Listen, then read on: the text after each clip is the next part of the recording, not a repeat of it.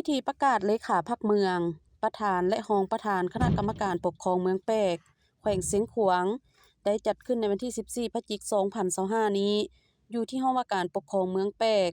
โดยการเป็นประธานของสหายพลจัตวาศรีวรรธาเพียรสาขาคณะประจำพรรคแขวงหัวหน้ากองบัญชาการป้องกันความสงบแขวงมีคณะปรับปรุงกงจักการจัดตั้งขั้นแขวงบรรดาคณะประจำพรรคเมืองกรรมการพรรคเมืองเลขาพรรคหักฐานกลุ่มบ้านเทศบาลและแขกถูกเชิญเข้าร่วมในพิธีสหายพรวันอ่อนนิดาต่างหน้าคณะจัดตั้งแขวงได้ผ่านมติตกลงของคณะประจำพรรคแขวงฉบับเลขที่259ลงวันที่10ตุลาคม2025ว่าด้วยการบ่งตัวแต่งตั้งคณะบริหารงานพรรคเมืองในนี้ได้ตกลงแต่งตั้งสหายคำลาศรีดวงใสกรรมการพรรคแขวงเป็นเลขาคณะบริหารงานพรรคเมืองแปกและผ่านข้อตกลงของท่านเจ้าแขวงสิงห์ขวางฉบับเลขที่1107ลงวันที่20ตุลาคม2025ว่าด้วยการแต่งตั้งประธานและรองประธานคณะกรรมการปกครองเมืองแปกในนี้ได้ตกลงแต่งตั้งสหายบัวลอยจันทวงศ์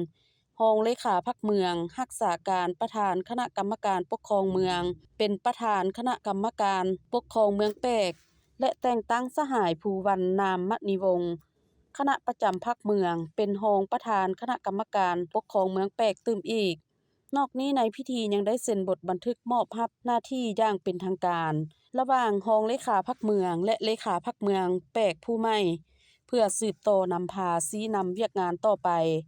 โอกาสเดียวกันนี้สหายพลจัตวาศรีวรรธาเพียรสาขายังได้ให้เกียรติโอลมต่อพิธีก่อนอื่นได้แสดงความย่องโยสมเสยต่อการนำพาชี้นำของคณะพรรคคณะนำเมืองแปกในระยะผ่านมาสามารถญาติได้ผลงานในหลายด้านพร้อมเดียวกันนี้ยังได้เน้นหนักให้คณะบริหารงานพรรคเมืองประธานกรรมการปกครองเมืองจงสืบต่อรักษามูลเชื้อตั้งหน้าส่งเสริมด้านดีซุ่มใส่แก้ไขปัญหาที่ยังคงค้างพร้อมทางเต้าโฮมความสามัคคีเป็นปึกแผ่นปฏิบัติแบบแผนวิธีเฮ็ดเวียกรวมศูนย์ประชาธิปไตยครบถ้วนตามหลักการนำของพรรคนำพาพ่อแม่ประชาชนประกอบส่วนเข้าในเวียกงานป้องกันชาติป้องกันความสงบ